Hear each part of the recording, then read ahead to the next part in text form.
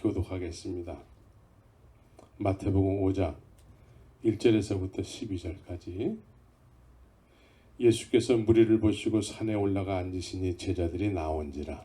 입을 열어 가르쳐 가라사대 심령이 가난한 자는 복이 있나니 천국이 저희 것이며 애통하는 자는 복이 있나니 저희가 위로를 받을 것이며 온유한 자는 복이 있나니 저희가 땅을 기업으로 받을 것이며 의에 줄이고 목마른 자는 복이 있나니 저희가 배부를 것이며 궁일이 여기는 자는 복이 있나니 저희가 궁일이 여김을 받을 것이며 마음이 청결한 자는 복이 있나니 저희가 하나님을 볼 것이며 화평케 하는 자는 복이 있나니 저희가 하나님의 아들이라 일컬음을 받을 것이며 의를 위하여 핍박을 받는 자는 복이 있나니 천국이 저희 것임이라. 나를 인하여 너희를 욕하고 핍박하고 거짓으로 너희를 거스려 모든 악한 말을 할 때에는 너희에게 복이 있나니 기뻐하고 즐거워하라. 하늘에서 너희의 상이 큼이라. 너희 전에 있던 선지자들을 이같이 핍박하였느니라. 아멘. 오늘 말씀은 천국이 소유됐다면, 천국이 소유됐다면. 여러분들은 천국이 소유됐습니까? 어떻습니까? 원래 천국이 소유됐었어야 됩니까? 아직도 안 됐어야 됩니까? 됐었어야 되는 거죠. 그러면 천국이 된 것 같아요? 소유된 것 같아요?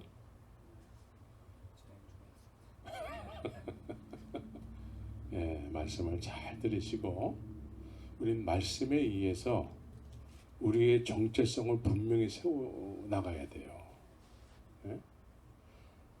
예수님께서 내 말이 너희 안에 거할 것이 없도다 말씀하시잖아요.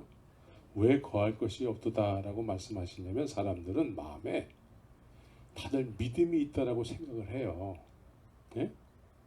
난 믿음이 있어요 한단 말이에요. 근데 그 믿음의 실체가 뭐냐면 예수님 때에는 나 열심히 믿음의 선진들 장로들의 유전을 쫓아서 나 열심히 금식도 하고요, 헌금도 하고 기도도 열심히 하고 구제도 하고 그래요.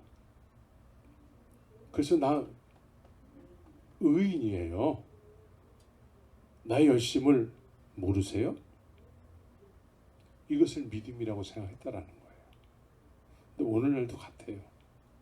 오늘도 우리의 믿음이라는 것이 뭐냐면 예배당이라는 어떤 공간에서 뭔가 열심히 하면은 그거를 믿음이라고 여긴다라는 거예요. 근데 주님께서 원하시는 믿음은 뭐냐면 내 말이 일단 너희들에게 허락이 돼야 된다는 것이죠. 내 말이 너희 안에 심겨야 된다는 거예요. 근데 심기기 위해서는 첫 번째 조건이 회개하라 천국에 가까웠느니라. 회개해야 된대. 근데 우리는 회개할 것이 없고 나 예배당에서 열심히 봉사하고 있어서 나 믿음이 있어요. 다들 이렇게 생각하거든요. 그래서 말씀이 잘 안 들리는 거예요. 들려도 한쪽 귀로 듣고 한쪽 귀로 나가는 거예요. 우리는 믿음의 실체가 주님의 말씀에 있어야 돼. 말씀에. 믿습니까? 그래서 지난 시간에 늘 말씀드리는 거지만 주님께서 비유로 말씀하시잖아요. 천국에 대해서도 비유로 말씀하세요. 자세하게 속 시원하게 천국은 이래. 천국은 이래. 예수님께서는 하늘나라에서 오셨기 때문에 하늘나라를 너무나 잘 알고 계시잖아요. 그러면 하늘나라의 그 놀라운 그 신비한 세계를 막 풀어서 얘기하면은 천국이 그렇군요.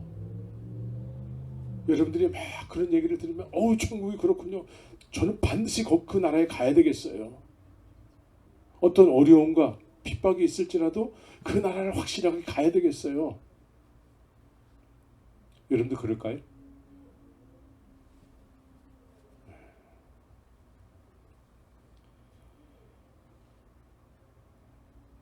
우리는 천국이 확실하게 어떤 구체적으로 설명이 돼서 우리가 들었을지라도 시간이 지나면 그게 실제가 아니고 우리가 세상 속에서 살기 때문에 세상의 마음이 다 뺏겨서 그걸 잊어버리는 경우가 많이 있는 거죠.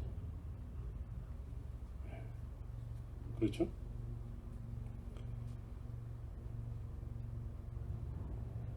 그래서 주님께서는 비유로 말씀하시는데 어쨌든 비유로 말씀하시더라도 천국에 대한 관심을 가지고 있게 되면 들어서 그 천국에 대해서 마음의 소원이 있게 되면은 잘 깨달음을 얻지 못했을지라도 거기에 대해서 알려고 하는 마음에 어떤 소원이 있게 되는 것이죠.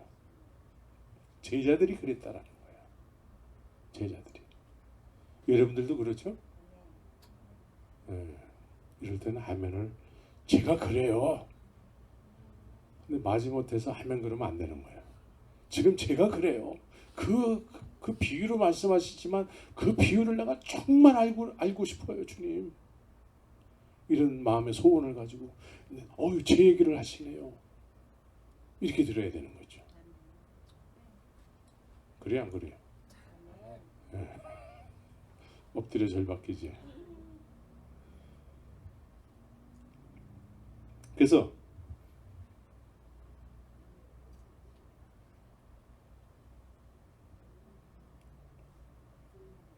천국은 좋은 씨를 제 밭에 뿌린 사람과 같으니라고 설명을 하셨어요. 그래서 천국이라는 것은 자기 밭에 좋은 씨를 뿌린 것과 같다라는 거죠. 그러면 천국이 자기 밭에 이렇게 심었대. 그럼 비유로 심든 사실적으로 심든 심겨졌으면 어떻게 될까요? 그 천국을 가지고 살겠죠. 그래서 비유로 얘기하든 사실로 얘기하든 천국을 소유한 사람은 천국을 소유한 사람답게 살게 돼 있는 것이죠. 그런데 자기 밭에 심은 좋은 씨, 이게 이제 천국이잖아요. 천국이 심겨지지 않은 사람은 비유가 아니고 사실로 얘기하더라도 그 나라에 대해서 별로 관심이 없어요.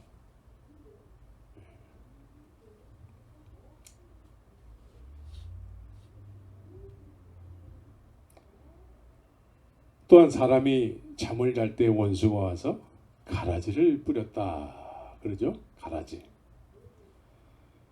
가라지는 좋은 씨가 아니잖아요. 천국의 씨가 아니야. 다른 씨야. 다른 씨인데 잠자는 사람 입장에서 그 가라지를 소유하게 되면은 이 가라지는 잠자는 사람 입장에서는 어떻게 느껴질까요? 가라지라고 느낄까? 아니면 천국이라고 느낄까요? 가라지라고 느끼지 않고 천국이라고 느낄 거예요.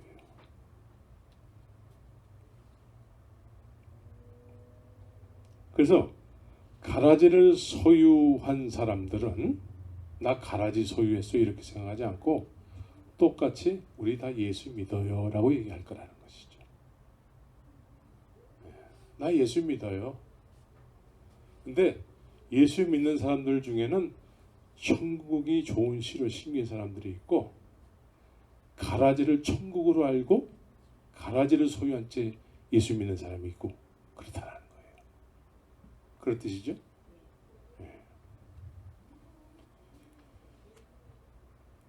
그래서 가라지는 잠자는 사람 입장에서는 잠자는 사람이라는 것은 뭐냐면 예수님이 이렇게 오신다고 약속을 하셨는데 오실 것 같지 않아. 세상 이렇게 돌아가는 걸 보니까. 그런데 예수를 믿고 싶기는 해. 근데 예수님이 오실 것 같지는 않아. 그래서 이럴 때 누가 나타난다고요? 거짓 선지자가 나타난다는 거예요. 거짓 선지자가 거짓 이적과 기사를 나타낸대. 이적과 기사 신비한 것들이에요. 여러분들이 신비한 걸 경험하게 되면 어떻게 될까요? 그걸 쫓아갈까 아니면 말씀을 쫓아갈까?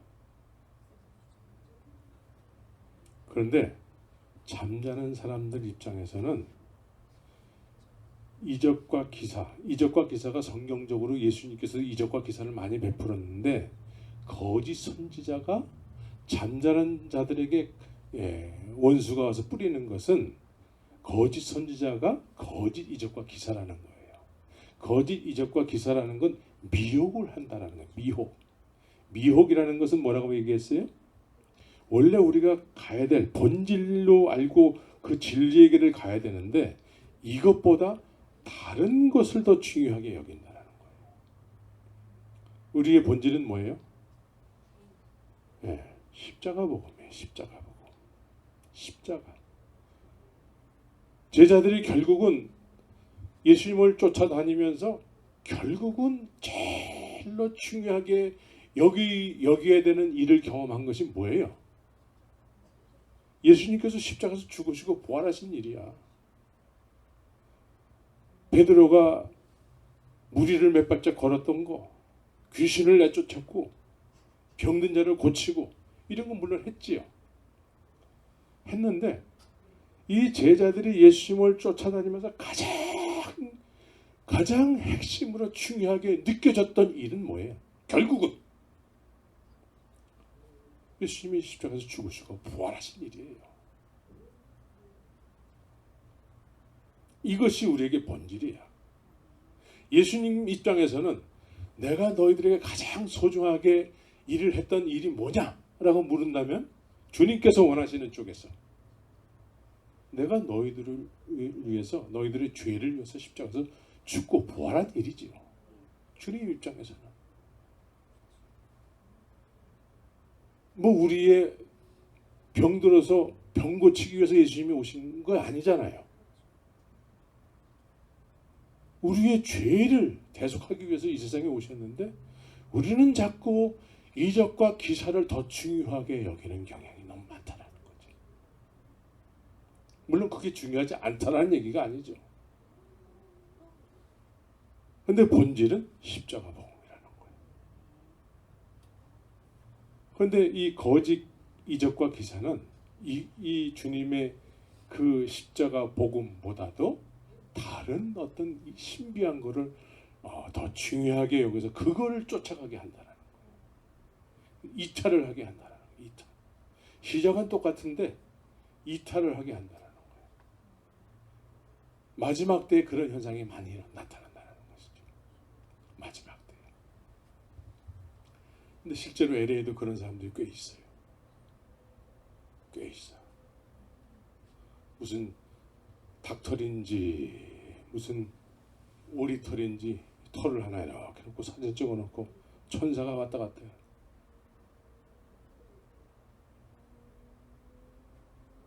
그러면서 다음 얘기가 하나님께서 돈을 얼마 준비하라고 그랬대요. 그러니까 거짓 선지자들은 꼭 이상한 거를 보여주고서는 따라오는 것이 돈이야, 물질. 이게 세트야, 세트 메뉴야. 거기에 현혹되면 안 되는 거예요. 우리의 핵심은 십자가 복음이에요.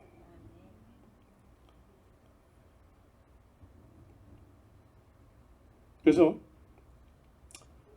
이제 원수가 와서 가라지를 뿌렸는데 이제 종들이 저 가라지 저거 뽑을까요? 뽑을까요? 저거 이단인데 저거 잘못됐는데 저 뽑을까요? 놔두래요. 참 이게 우리가 이해할 수 없는 부분이에요. 우리는 그걸 뽑고 싶잖아요. 잘못된 거니까. 놔두래요. 그래서 알곡인지 가라지인지 그냥 소신껏 믿으라는 거예요. 소신껏. 근데 복 있는 자는 그래서 주님은 복 있는 자는 그래요. 복은 누가 주는 거예요? 하나님이 주시는 거예요. 나는 복이 없는데 하나님께서 너 내가 택했어. 너 복 있는 자로 내가 이끌어갈 거야.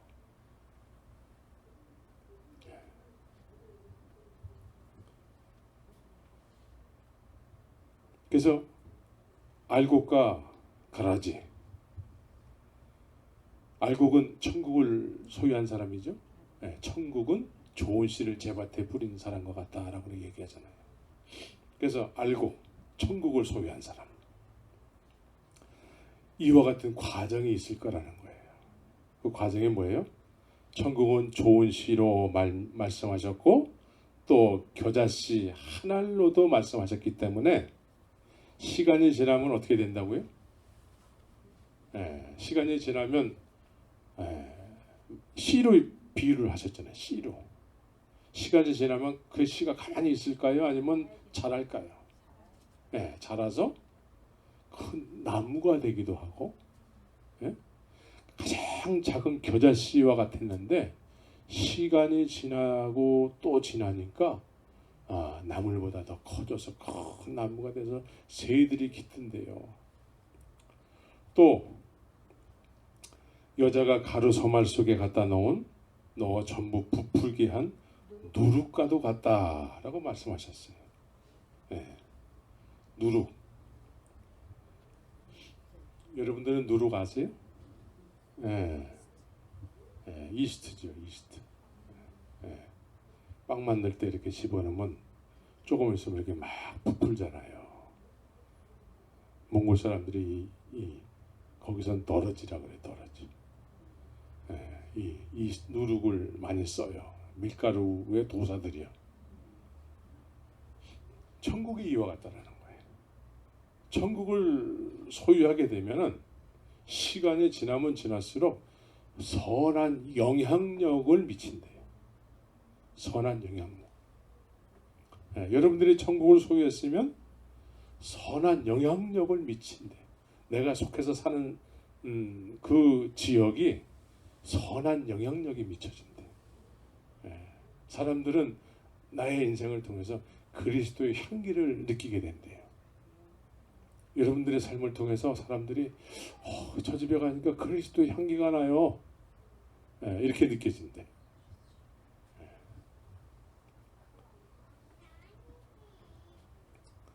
그래서 오늘 본문에서는 천국을 소유하게 되면 구체적으로 어떤 일이 생기는가 단계별로 예수님께서 우리에게 이해하기 쉽게 제자들을 따로 모아놓고 그렇게 말씀을 하시는 거예요. 그래서 천국을 소유하게 되는 것은 접붙임을 받는 것과 같은 거예요. 접붙임. 여러분들이 농사를 잘 모르기 때문에 접붙임 하면은 잘 모르죠. 근데 접붙임이라는 것은 이렇게 원래 나무가 있어요. 원래 나무가 있는데 이제 안 좋은 거를 여기다 이렇게 젖을 붙이는 거, 이렇게 상처를 내 가지고 이렇게 끈으로 묶는다든가 뭐 이렇게 같이 이렇게 붙여 가지고 원래의 나무에서 이렇게 생명력이 그 붙임을 받은 곳에 이렇게 흐르게끔 이렇게 젖을 붙이는 거예요. 상처를 내요. 면도칼로 이렇게 상처를 내요. 이걸 젖붙임이라고 그래요. 근데 천국은 이 젖붙임을 받는 것 같아요. 어떻게 젖붙임을 받냐면 상처를 낸다고 그랬잖아요. 우리도 상처가 나야 돼요. 그래서 심령이 가난한 자는 복이 있나니 그래요. 심령이 가난한데 무슨 복이 있겠어요? 근데 하나님 쪽에서는 그게 복이래요. 왜? 젖붙임이 되기 때문에. 천국의 젖붙임을 받는 거예요. 네.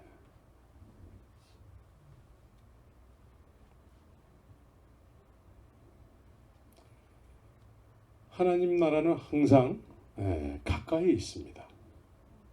그런데 우리가 늘 세상과 더불어서 세상에 의해서 살기 때문에 하나님 나라에 대해서 별로 관심이 없어요. 근데 언제 관심이 있냐면 내가 정말 세상을 이렇게 열심히 살았는데 의지할 것이 없는 거야. 내가 열심히 살려고 아주 막 발버둥을 치고 막 노력을 했는데도 내가 원하는 대로 안 되고 더 안 되는 거야. 이랬을 때 복 있는 사람은 이제 상처가 나는 거죠. 복 있는 사람은 전부여 의지 없어서 손 들고옵니다. 이 주님 앞에 손을 드는 거예요. 주님, 내가 세상에서 열심히 살려고 노력을 했는데 이게 안 되네요. 주님, 이제 내가 주님 앞에 손을 들고 옵니다. 그럴 때 주님께서 사랑하는 딸아, 사랑하는 아들아, 내가 너를 기다렸노라. 주님께서 우리를 안아주시는 거죠. 그래서 천국에 접붙임이 되는 거예요. 천국에 접붙임이 돼야 돼. 그래서 천국에 접붙임이 되면은 내가 굉장히 힘들고 어려웠는데 그것이 계기가 돼서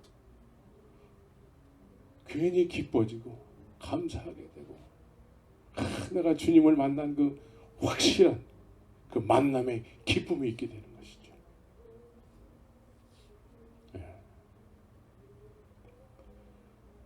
멀리 떠난 둘째 아들과 같은 거죠. 멀리 떠난 둘째 아들이 이제 돼지들이나 먹는 주의 열매를 먹다가 이제 내가 아버지께로 돌아갈 거야. 그러면서 아버지를 고향을 향해서 돌아오게 되는데 아버지는 멀리 동구 밖까지 나가서 그 둘째 아들을 늘 기다리고 있었던 거죠. 그래서 그 아들을 영접하고 맞이하고 살찐 짐승을 잡고 잔치를 벌이게 되는 것이죠. 그래서 우리가 천국에 접붙임이 돼서 천국을 소유하게 되는 것이죠. 그러면 이제 천국을 소유했으니까 불행 끝 행복 시작일까요? 어려운 일은 없을까요? 이제 앞으로 어려운 일은 없을까? 보통 우리가 축복 중에 축복을 뭐라고 무슨 축복이 축복 중에 축복이죠? 물질의 축복이죠. 사람들이 다 물질의 축복을 축복 중에 축복이라고 그래요. 한국의 어떤 큰 교회는 물질의 축복을 받지 않은 사람은 명함도 못 내밀어요. 물질의 축복을 받아야지만 직분을 줘요. 물질의 축복을 받았다는 증표로다가 막 헌금을 그래도 웬만큼 해야 돼. 그래서 직분을 주게 되는 것이죠.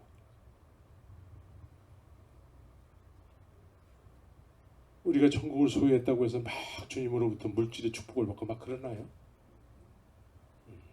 오히려 물질의 축복을 구하고 물질의 축복이 온전한 믿음인 것처럼 여기면 그것은 천국이 아닐 수도 있어요. 그런 사람은 천국보다 이 세상을 더 좋아하게 될 거예요.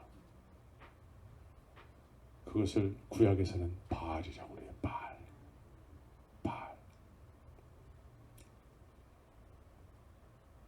우리는 예수를 온전히 믿기 시작하면은 사단이 가만히 있을까요? 너 예수 잘 믿으라고 막 그럴까요? 오히려 더 어려운 일이 생길 수도 있어요. 씨 뿌리는 비유를 통해서 돌밭에 씨가 뿌려졌는데 이 사람은 처음에는 막 기쁘게 기쁘게 받았다라는 것이죠. 기쁘게 들었대. 근데 조금 있으니까 환난과 핍박이 있게 되니까 뿌리가 없어서 금방 넘어지는 자다라고 하는 것이죠. 우리가 천국을 소유하고 천국의 접붙임이 됐을 때 돌짝밭에 속한 사람에게 일어나는 일이 우리에게 있을 수 있을까 없을까요? 똑같이 있어요. 똑같이 있게 될 텐데 그때 어떻게 할까요? 천국을 소유한 사람은 애통하는 자는 복이 있나니. 이제는 우리가 의지하고 살아가야 될 대상을 분명히 알게 되는 거예요. 천국의 시민이 됐기 때문에 이제는 그 주님 앞에 우는 거예요. 어려운 일을 만나게 됐을 때 그전에는 수단과 방법을 가리지 않고 그거를 막 해결하려고 하다가 해결이 안 되니까 술도 마시고 막 이렇게 방황도 하고 그러는데 이제는 천국의 접붙임이 된 사람들은 어떻게 될까요? 애통하게 되는 거예요. 애통하는 자는 복이 있다. 그래서 살아계신 하나님이시기 때문에 저가 위로함을 받을 것이요. 애통함으로 인해서 주님께서 네가 나를 인정하고 네가 나를 인정하는 것만큼 나는 그 이상으로 너의 일에 대해서 내가 관심을 가지고 있다. 너의 어려움이 아니라 나의 일이야.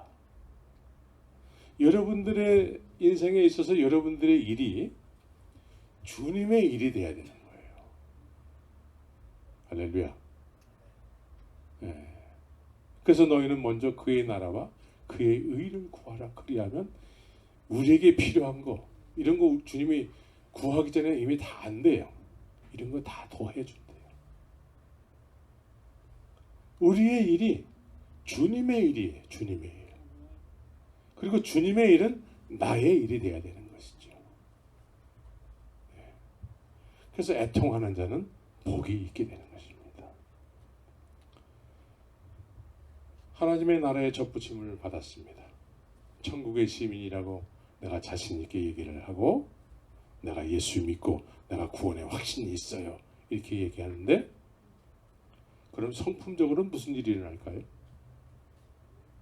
성품적으로는 아직도 폭군이 될까요?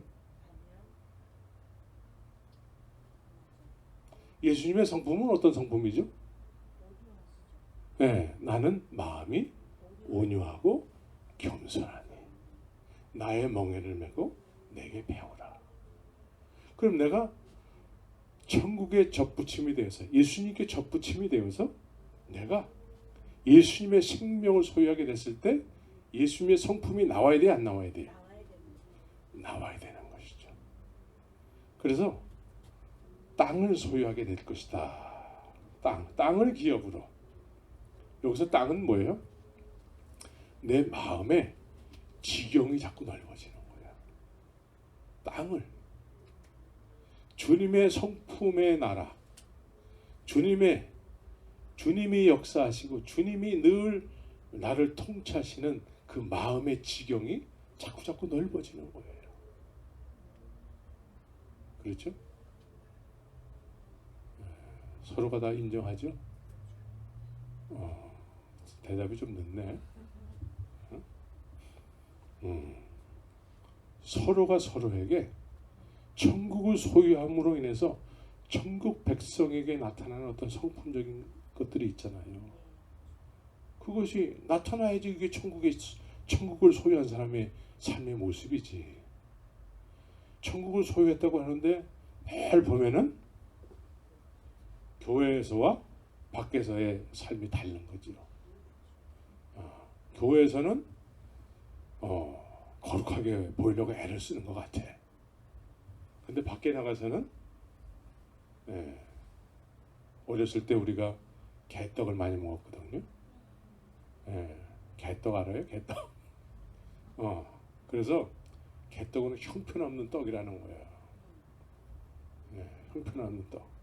밖에 나가서는 개떡같이 산다. 이거는 아직 천국에 접붙임이 안 됐기 때문이라는 거예요.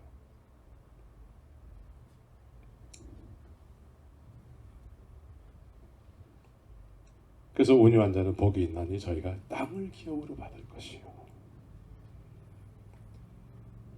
우리 6절을 같이 한번 읽겠습니다. 시작. 줄이고 목마른 자는 복이 있나니 저희가 배부를 것이요.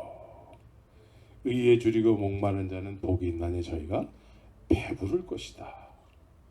네, 여기서 배부르다라는 의미는 뭘 먹었을 때 배부르다라는 얘기예요? 네. 배부르다. 네. 의에 줄이고 목마른 자는 복이 있나니 이것이 배부르게 한다는 거예요. 의에 줄이고 목마름이. 여러분들은 의에 줄이고 목마릅니까? 무조건 아멘하고 봐야 돼. 그런데 이게 무슨 의미인지는 잘 몰라. 의에 줄이고 목마른 자. 예수님께서는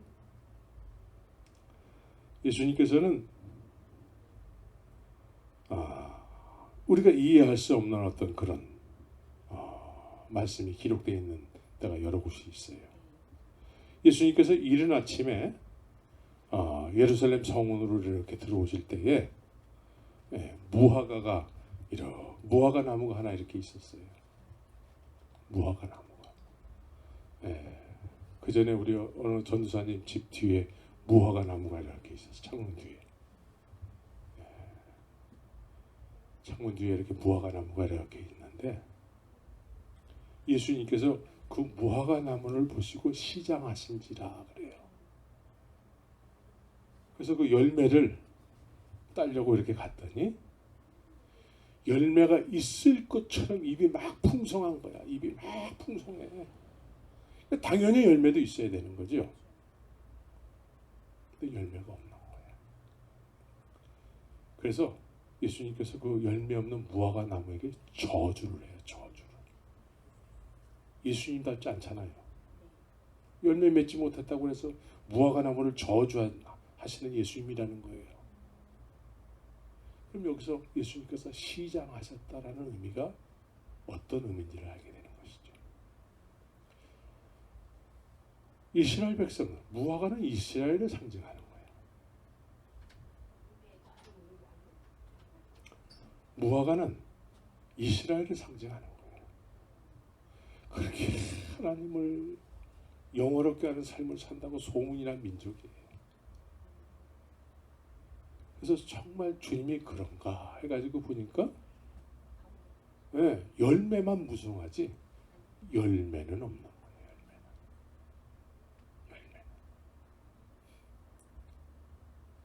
우리가 그럴 수 있어요. 하나님을 제일 사랑하는 것 같아요. 막 직분도 막 여러 가지가 있고, 그런데 그래서 주님이 이렇게 다가가 보시니까 주님이 원하는 열매는 없는 거예요. 온유함도 없고 접붙임이 돼서 나타나는 그런 열매가 없는 것이죠. 그래서 주님이 이해할 수 없는 행동을 하시는 거죠. 무화과 나무를 저주를 해. 나무를 저주를 해. 더 이상 너는 열매 맺지 못한다는 거예요. 뿌리같이 말란다는 거예요. 뿌리같이.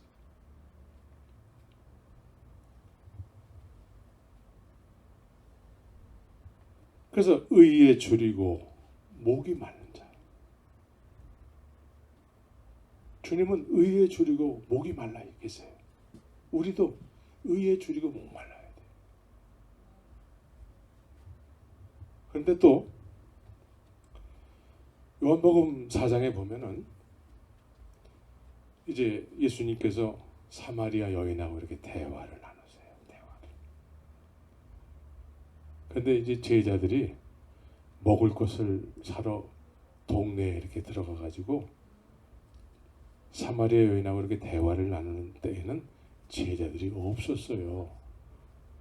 가지고 먹을 것을 이렇게 준비해가지고 이렇게 왔더니 예수님이 사마리아 여인하고 개처럼 여기는 사마리아 여인하고 이렇게 대화를 나누고 있어요.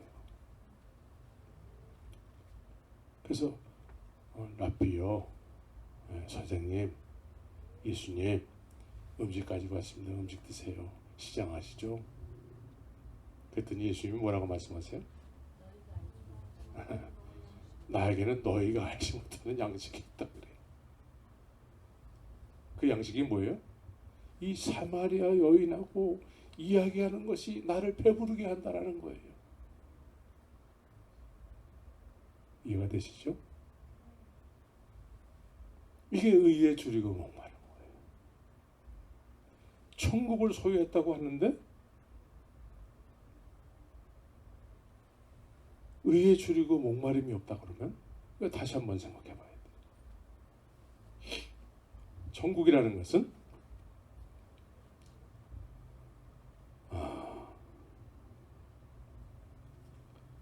천국을 소유한 사람은 자기만을 위해서 살지 않습니다.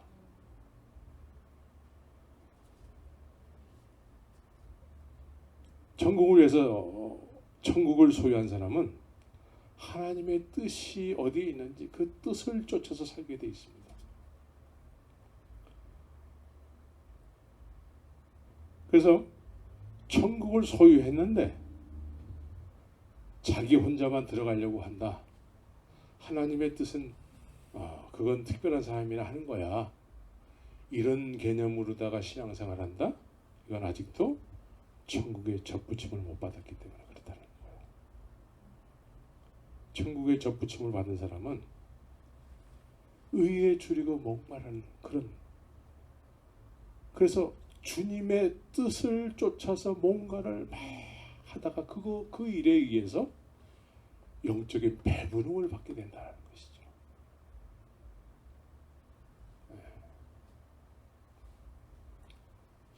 그래서 천국은 항상 자기만을 위해서 사는 나라가 아니죠. 내가 천국을 소유했다면 저 사람도 천국에 다른 사람에 대해서 관심이 있게 되는 것이죠. 천국은 그런 나라예요. 천국은 막 다른 사람에게 막 소개하고 싶어지는 나라죠. 그렇죠? 그래서 다른 나라를 소개받은 사람이 있게 되면은 그렇게 배가 부르는 거야. 나 혼자만 들어가고 싶은 그런 나라가 아니고 다른 사람과 다 같이 들어가고 싶어지는 그런 나라지. 그런데 예를 들어서 나 혼자만 들어가는 나라라고 생각한다.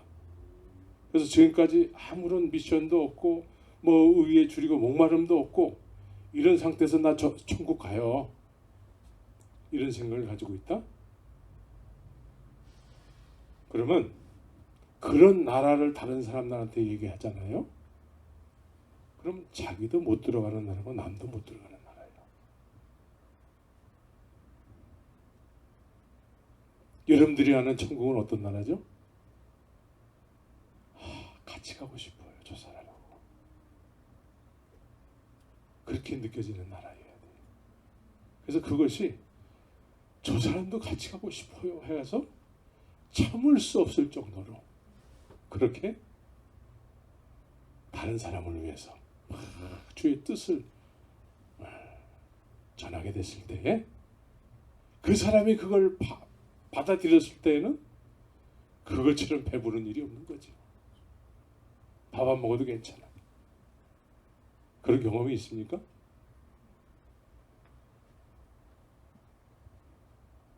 제가 선교사 생활하면서 사람들이 전혀 믿을 것 같지 않아.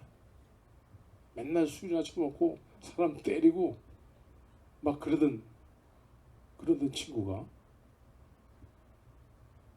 말씀을 듣더니 자꾸 변해가는 거야. 그래가지고 한국까지도 막 가더라고 그 사람이.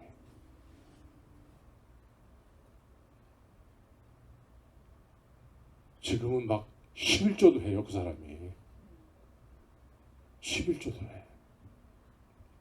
그리고 어떤 공동체 안에 무슨 일이 있으면 이 사람이 막 앞장서서 막 이래요. 근데 그 사람이 주정뱅이였거든. 주정뱅이도 보통 주정뱅이가 아니야. 그 사람이 그렇게 복음에 의해서 살아가는 모습을 보니까 제가 밥을 안 먹어도 배가 불러. 예수님의 그 사마리아 여인하고 대화를 나누면서 나는 너희들이 알지 못하는 양식이 있어. 그 의미를 알겠더라고요. 여러분들에게도 그 양식이 어떤 양식인지를 알게 되는 놀라운 일이 있기를 예수의 이름으로 축원합니다.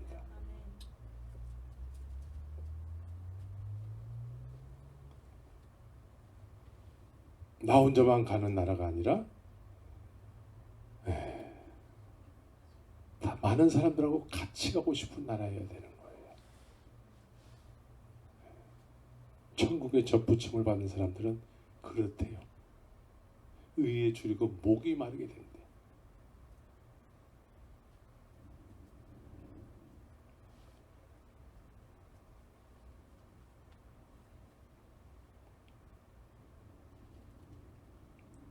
7절을 같이 한번 읽겠습니다. 시작. 궁일이 여기는 자는 복이 있나니 저희가 궁일이 여김을 받을 것이며. 예.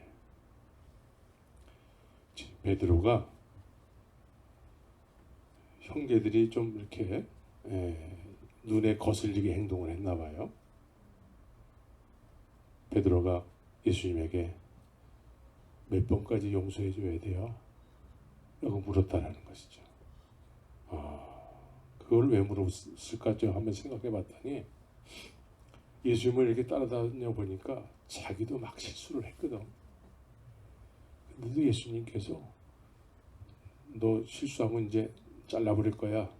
너 나 따라오지 마라.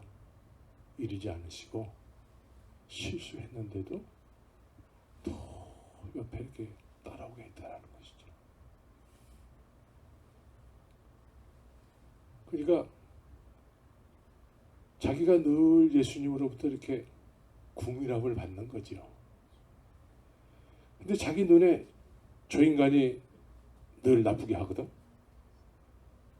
그러다 보니까 자기는 주님으로부터 궁일함을 받는데 저 인간은 내가 좀 못하겠어. 한계가 있다라는 것이죠. 그래서 몇 번까지 해줘야 돼요? 라고 물었다라는 거예요. 몇 번까지 해야 되죠? 네. 내가 너에게 하는 것처럼. 내가 너에게 하는 것처럼. 그게 7번씩 70번까지라도 내가 너에게 그렇게 하고 있다는 거예요. 그래서 십자가는 무한대로 나를 용서해 주시고 계시다는 것이죠. 용서, 우리가 살아있다는 건 지금 주님께서 나를 용서하고 계시다는 거예요. 그래서 정신 차려서 주의 말씀을 깨닫고 내가 너를 이렇게 한 것처럼 너도 내 이웃에게 이렇게 해라는 거예요.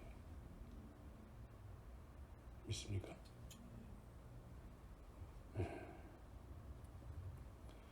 궁일이 여김을 받는 사람이 궁일이 여길 수 있는 거예요. 내가 궁일이 여김을 받지 못하는데 다른 사람을 궁일이 여긴다? 만약에 그렇게 살잖아요. 그럼 세상은 나를 바보라고 그래요. 그래서 내가 주님으로부터 그렇게 궁일함을 받아서 다른 사람을 그렇게 궁일이 여기잖아요. 그럼 세상 사람들이 나를 바보라고 그래도 나는 할렐루야 하면 하게 되는 것이죠. 아, 내가 예수님처럼 내가 지금 예수님을 닮아서 지금 살아가고 있구나.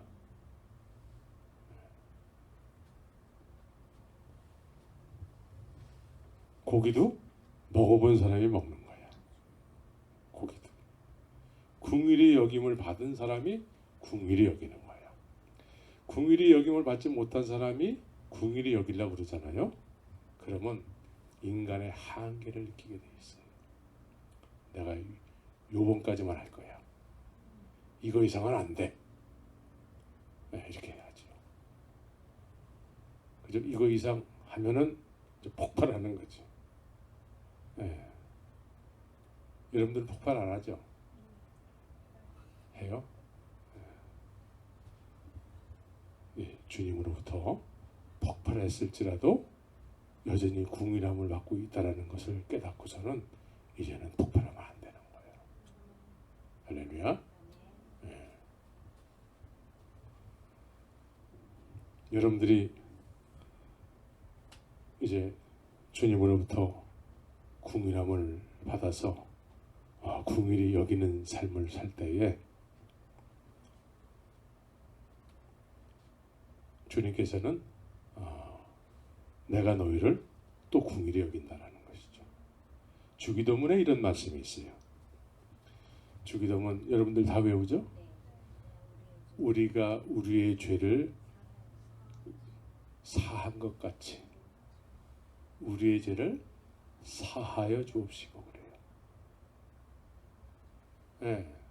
여기에는 우리는 주님으로부터 사함을 받을 수 없는 죄인이에요.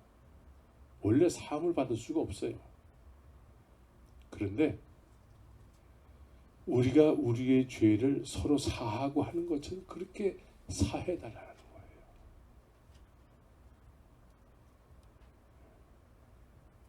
그래서 이 주님으로부터 이 용서함을 받는다라는 것은 이건 사실은 있을 수가 없는 얘기예요. 있을 수가 없는 얘기예요.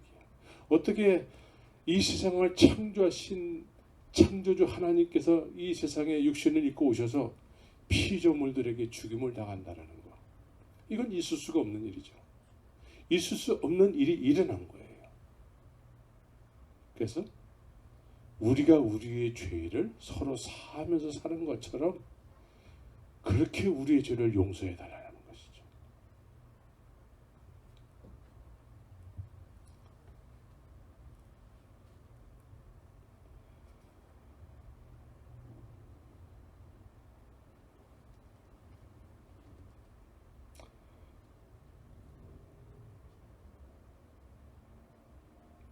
그 다음에 마음이 청결한 자는 복이 있나니 저희가 하나님을 볼 것이요 그래요.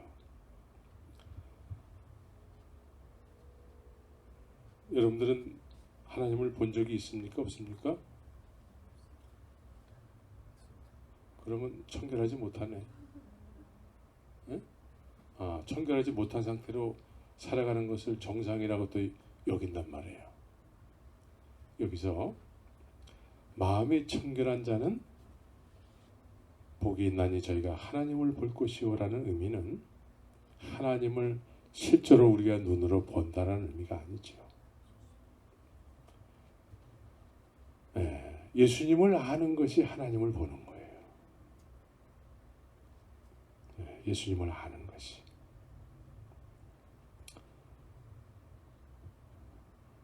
빌립이라는 사람이 있었어요. 예수님의 제자 중에 빌립이라는 사람이 있었는데 이 사람의 이야기가 이제 요한복음 14장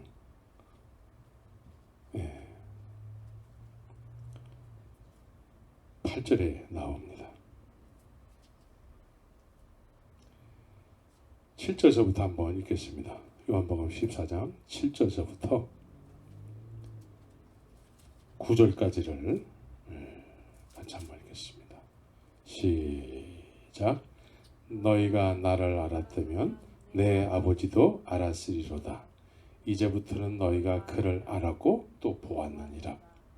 빌립이 가로되 주여 아버지를 우리에게 보여주옵소서. 그리하면 족하겠나이다. 예수께서 가라사대 빌립아 내가 이렇게 오래 너희와 함께 있을 때 네가 나를 알지 못하느냐. 나를 본 자는 아버지를 보았거늘 어찌하여 아버지를 보이라 하느냐. 그러면 여기서 하나님을 본다는 의미는 뭐예요? 너희가 나를 알았다면 내 아버지도 알았으리로다. 이제부터는 너희가 그를 알았고 보았느니라 그래요. 7절에서. 예수님을 아는 것이 하나님을 보는 거라는 거예요. 마음이 청결해졌다라는 의미는 뭐예요? 십자가를 경험하기 전에 제자들은 예수님과 동행하더라도 예수님이 어떤 분인지를 잘 몰라요. 주는 그리스도시요 살아계신 하나님의 아들입니다. 고백을 했지만 이 사람들은 하나님을 보여주세요 막 이렇게 한단 말이에요. 그러니까 예수님과 동행하는데도 예수님이 어떤 분인지를 잘 모른다라는 거예요. 그런데 마음이 청결해지니까, 마음이 청결하다는 건 뭐냐면 이제 예수님이 이 제자들을 위해서 십자가에서 죽으시고 부활하신 이후에는 어떻게 됐어요? 거룩하게 됨으로 인해서 죄가 더 이상 이 사람들을 주관하지 않고 이제는 이 사람들이 예수님이 그리스도의 영으로 이 사람들 안에 거하실 수 있을 정도로 그렇게 거룩해졌다라는 거예요. 그래서 보혜사 성령을 소유함으로 인해서 이제는 예수님을 아는 증거를 다 가지고 있어요. 이제 더 이상 예수님을 보여달라고 하지 않고 이제는 예수님은 눈에 보이지 않지만 어디서나 예수님을 증거해요. 예수님을 막 증거한단 말이에요. 예수님을 아는 것이 곧 하나님을 아는 것이요, 예수님을 보는 것이 곧 하나님을 보는 것이라고 말씀하고 있지 않습니까? 그래서 예수님이 우리 안에 거하시게 되면은 우리가 하나님을 알게 되는 것이죠. 예수님을 확실하게 알게 되는 거예요. 어디서나 예수님을 증거하고자 하는 그런 마음에 그 소원이 있게 되는 것이죠. 마음이 청결한 자는 그래서 하나님을 볼 것이요. 하나님을 본다는 의미는 예수님을 확실하게 알게 된다는 거예요. 예수님이 어떤 분이라는 거예요. 내가 하나님의 영광의 본체야. 내가 하나님의 형상이야. 예수님이 그렇다는 얘기예요. 근데 이 예수님이 마음에 거하심으로 인해서 이제는 예수님을 확실하게 아는 것이죠. 확실하게. 천국에 접붙임이 되면 그와 같다라는 것이죠. 그래서 예수님을 막 증거하고 싶은 거예요. 여러분들에게 그런 소원이 있죠?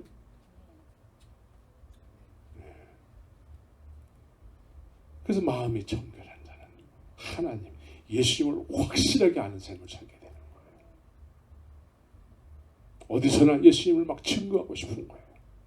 그래서 성령이 임하면 너희가 권능을 받고 내 증인이 되리라. 성령이 그렇게 하신다는 얘기예요. 우리 안에는 그런 실력이 없는데 성령이 우리 안에서 그러한 삶을 살게 하신다는 거예요. 그래서 우리가 이 성령을 구하셔야 돼요.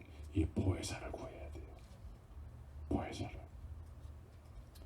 그래서 예수님을 확실하게 아는 마음의 청결함으로 인해서 하나님을 보는 삶을 사는 것이죠. 하나님을 보는 삶을 산다는 의미는 내가 예수님을 확실하게 아는 삶을 산다는 것이죠.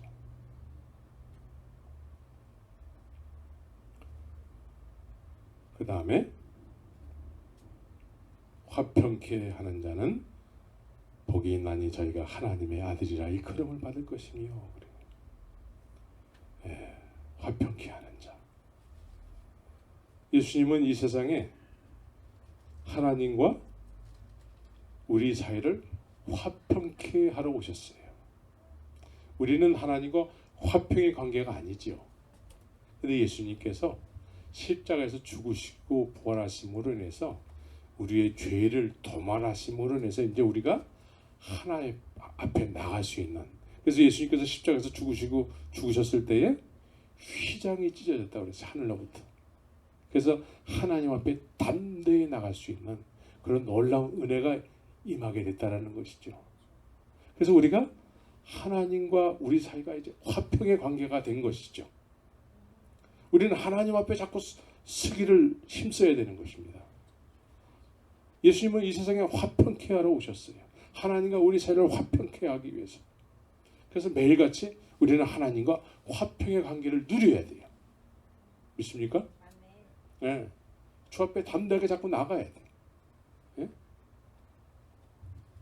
그래서 로마서 5장에서도 그러므로 우리는 믿음으로 의롭다 하심을 받았으므로 우리 주 예수 그리스도로 말미암아 하나님과 더불어 평화를 누리고 있습니다.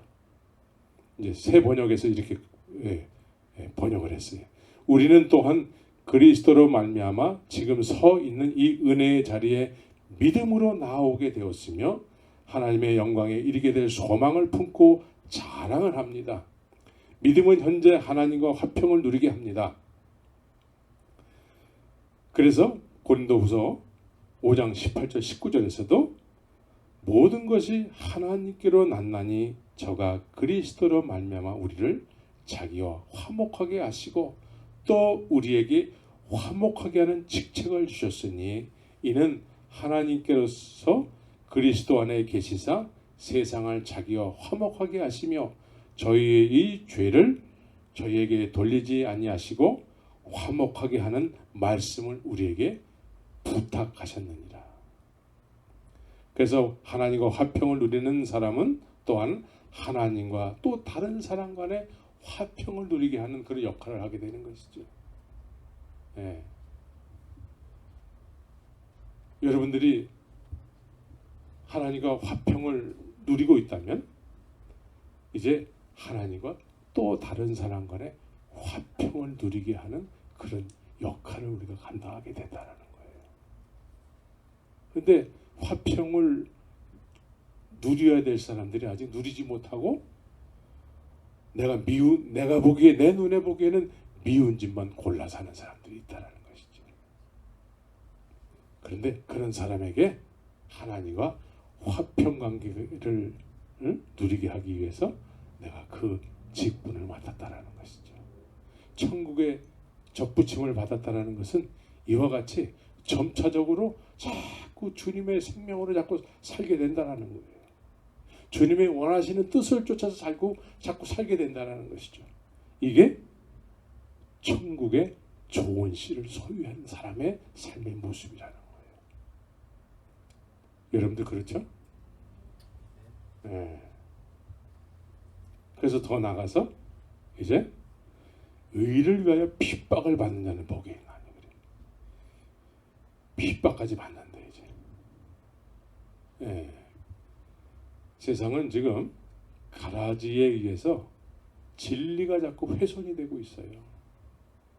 예. 천국이 뭔지도 잘 몰라 사람들은. 응? 진리가 자꾸 훼손되고 믿는 것이 도대체 어떻게 하는 것이 믿는 것인지 사람들은 잘 몰라요.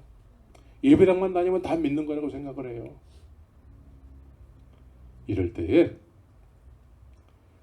진리를 위해서 사는 사람, 진리를 지키는 것이죠. 하나님의 말씀을 지키는 거예요. 이것 때문에 핍박도 감당하게 되는 것이죠. 예. 주님의 이름이 자꾸 사람들로부터 훼손을 당하고 명예훼손이 당하는 거죠. 예수 그리스도의 이름이 자꾸 세상 사람들에게 짓밟히는 거예요. 믿는다고 하는 사람이든 안 믿는다고 하는 사람이든 예수의 이름이 자꾸 짓밟히는 거예요. 이럴 때에 의를 위하여 핍박을 받는 사람들, 이제 내가 이것을 더 이상 참을 수 없다는 것이죠.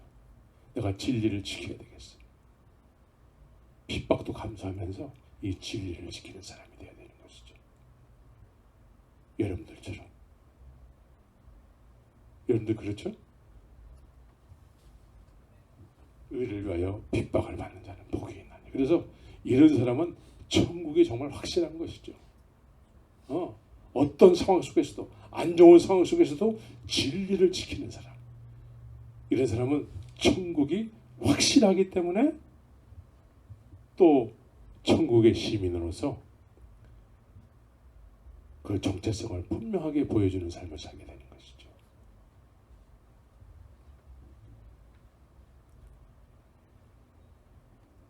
마지막 때에 세상에는 무슨 징조가 있습니까? 제자들이 예수님에게 물어봤잖아요. 그때 무슨 일이 있다고 그랬죠? 예, 많은 그리스도들이 나타난대. 예? 그럴 정도로 세상이 이제 예수 믿는다고 하는 것이 이제 아무런 일이 안 된 거야. 막 사람들에게 막 짓밟히는 거야. 이런 사람이 나타나서 나 그리스도야 그러면 사람들이 그래 너 그리스도야. 그럴 정도로 세상이 그렇게 돼버리는 거야. 여기저기서 막 그리스도가 막 나타나고 거짓 선지자들이 막 나타나고 이렇게 막 질서가 없어지는 거예요. 그냥 건물 하나 세워놓고 이게 교회야. 그러면 교회가 돼버리고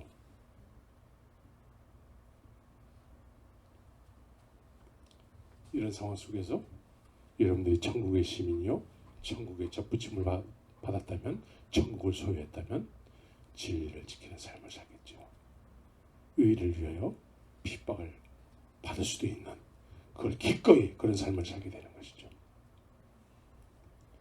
그래서 요한일서 2장 3절에서부터 5절에 보면은 우리가 그의 계명을 지키면 이로써 우리가 저를 아는 줄로 알 것이요 저를 아노라 하고 그의 계명을 지키지 아니하는 자는 거짓말하는 자요 진리가 그 속에 있지 아니하되 누구든지 그의 말씀을 지키는 자는 하나님의 사랑이 참으로 그 속에서 온전케 되었나니 이로써 우리가 저 안에 있는 줄을 아노라. 요한일서 2장 3절에서 5절까지의 말씀입니다. 마지막으로 나를 인하여 너희를 욕하고 핍박하고 이 정도가 되면은 이제 나를 인하여 예수님 때문에 막 이제 핍박도 받는다라는 거예요. 이런 정도면 이제 믿음이 막 무르익은 사람이에요. 제자들이 그랬잖아요. 예수님 때문에 막 핍박도 받고 어디서나 복음을 전하는데 핍박을 두려워하지 않고 복음을 전하는 것이죠. 이제 천국이 완전히 이 사람의 인생을 완전히 주관하는 거예요. 그래서 예수님을 위해서 핍박도 받으면서 천국을 이야기하게 되는 것이죠. 복음을 이야기하게 되는 것이죠. 나 죽어도 괜찮아. 이거는 완전히 믿음이 익은 사람이에요.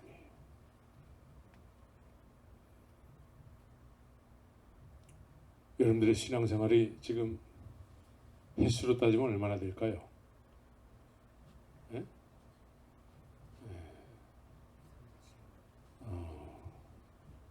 예수님 때문에 예수님을 위해서 이제 나의 인생이 온전히 드려지는 삶을 살아야 되는 것이죠. 그런 때가 지금 이미 지났어요. 이미 지났어.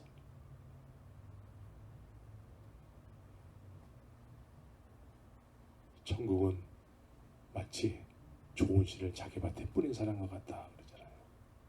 그 좋은 씨가 나에게 뿌려져서 그 천국이 내 것이 됐다면 원래는 내 것이 됐었어야 돼요? 안 됐어야 돼요? 됐었어야 되는 것이죠. 지금은 어느 정도까지 살아야 되죠? 나를 위해서, 예수님을 위해서 핍박도 받을 각오를 가지고 그렇게 나의 인생이 온전히 주님 앞에 드려진 삶을 살아야 되는 것이죠. 그래야 돼요? 안 그래야 돼요? 원래 그래야 되는 거예요. 말씀에 그렇게 돼 있어요. 그럼 우린 말씀을 쫓아야 돼요. 그러나 사람과 비교해서 저 사람은 나보다 더 오래됐는데 저렇게 사는데 뭐